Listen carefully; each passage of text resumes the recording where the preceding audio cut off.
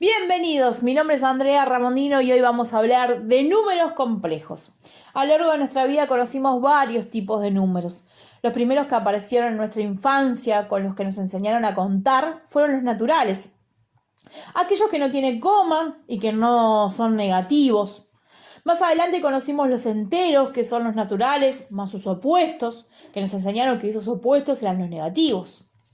Luego las cosas empezaron a poner más complejas y conocimos los racionales, que son aquellos que se escriben en forma de fracción. Y con ellos también aparecieron los irracionales, aquellos que no se pueden escribir como fracción y que tienen cifras infinitas. Nos enseñaron que todos esos números formaban un conjunto gigante, que es el de los números reales. O sea que el conjunto de números racionales más el conjunto de números irracionales formaban los reales. Pero hay un tipo de números que no son muy comunes, que no son tan simples, y hoy justamente vamos a hablar de ellos. En experiencias anteriores, cuando nos pedían calcular la raíz de -9 o hallar el valor de x en la ecuación x cuadrado más 1 igual a 0, nosotros rápidamente respondíamos que no existía la raíz de un número negativo. Y en tercer año, cuando nos enfrentamos a las ecuaciones de segundo grado y conocimos al famoso Bhaskara y su fórmula x igual a menos b más menos raíz cuadrada de b al cuadrado menos 4 por a por c sobre 2 por a, también nos dijeron que si lo que estaba dentro de la raíz cuadrada era negativo, no tenía solución la ecuación. Pero omitieron contarnos que la solución que no tenía era dentro de los números reales, porque sí, esa ecuación tiene solución, pero esta solución es una solución imaginaria y está dentro de un conjunto de números desconocidos por nosotros hasta ese momento. A este conjunto de números los llamaremos números complejos. Es en este momento en que vamos a conocer su característica principal, o sea, lo principal de los números complejos, el valor de la raíz cuadrada de -1, que no es nada más y nada menos que i. Sí, como lo escuchan. I es el valor de la raíz cuadrada de -1. A partir de ahora vamos a ver que todo número complejo puede representarse como la suma de un número real más un número imaginario. O sea, z va a ser z, que es la representación del número complejo, va a ser igual a más b por i, donde a es la parte real de z y b es la parte imaginaria. Cabe destacar además que a y b son números reales. Existen varias formas de escribir un número complejo. La primera es la binómica, es la más común, es la que acabamos de ver anteriormente, donde z es igual a más b por i. Después vamos a tener la forma cartesiana, donde a y b son dos pares de números ordenados, en realidad son un par de números ordenados, y a veces siguen teniendo el mismo significado, o sea que la misma característica, que a es la parte real y b la parte imaginaria. Después también vamos a tener la forma polar y la trigonométrica, que las estudiaremos a fondo en otro momento. Ahora nos limitaremos a que sepan que existen, pero sin ahondar en ellas. El conjunto de números complejos cumplen con varias propiedades. La primera de ellas es la asociativa. Es como en los números reales, en la suma de números reales, es si tenemos tres números complejos, sumamos los dos primeros y le sumamos luego el tercero, va a dar lo mismo que si nosotros sumamos los dos últimos y luego le sumamos el primero. También cumple con lo que es la propiedad conmutativa, o sea, si tengo dos números complejos, z1 y z2, y yo sumo z1 más z2, me va a dar lo mismo que si sumo z2 más z1.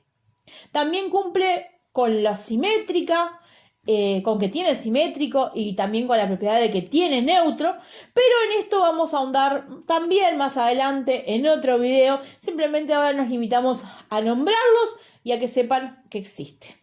¿Bien? En el conjunto de números complejos se va a dividir en dos grupos. El primero son los complejos imaginarios propiamente dichos y luego son los complejos imaginarios puros. Los primeros, o sea, los complejos imaginarios, son aquellos complejos que son reales y cuya parte, o sea, cuyo B, ¿no?, que es la parte imaginaria, no es cero. Y los segundos, que son los complejos imaginarios puros, son donde el componente real es cero, o sea, donde la A, en nuestros ejemplos, es cero, o sea, no tiene parte real. En resumen, como vemos en la imagen, sabemos que el par ordenado AB es un complejo imaginario si B es diferente de 0. Y sabemos que 0B, bien, es un complejo imaginario puro, ya que el 0 es la representación de la parte real y como vemos ahí es 0. Algo importante dentro de los números complejos es la potencia. La potencia es una de las cosas más útiles para aprender en la utilización de los números complejos. Y vamos a aprender 4 que son elementales. La primera es i a la 1. Bien, que i a la 1 es i, como sabemos, ¿no? Después i a la 2. Sabemos que i al cuadrado, ¿no? Que i al cuadrado es i por i, ¿no? Y además nosotros habíamos aprendido hace un rato que i era raíz de menos 1. Por lo tanto, raíz de menos 1 por raíz de menos 1 me va a quedar raíz de menos 1 al cuadrado también por las propiedades de la potencia. Entonces, eso va a ser igual a menos 1. Luego sabemos que i a la 3 es por propiedades de potencia, i a la 2 por i. Entonces, me va a quedar que menos 1 por i, me va a quedar menos 1 por i, porque sabemos que i al cuadrado es menos 1. Entonces me va a quedar que eso es igual a menos i. Y luego tenemos i a la 4, ¿no? I a la 4 es igual a i a la 3 por i. Y ya sabemos que i a la 3 es menos 1. Por lo tanto, i a la 3 por i va a ser menos i por i. Ahí me va a quedar menos i al cuadrado. Entonces me va a quedar menos 1 y ahí me va a dar, efectivamente, como dice ahí, 1. Conociendo esta potencia vamos a poder calcular cualquiera. Si nos piden calcular i a la 380 la vamos a poder calcular. Si nos piden calcular i a la 22 la vamos a poder calcular. Y efectivamente acá tenemos algunos ejemplos. Por ejemplo, i a la 5 va a ser igual a i a la 1. Y ahí ustedes pueden ver todo el desarrollo de por qué va a ser así. I a la 8 va a ser i a la 7 por i, entonces va a ser como i a la 7 era i a la 3, va a ser i a la 3 por i, entonces me va a dar i a la 4, y a la 4 sabíamos que era 1, entonces i a la 8 me va a quedar 1. Estas son las potencias y así cualquier potencia que nosotros necesitemos a calcular, vamos a poder calcularlos.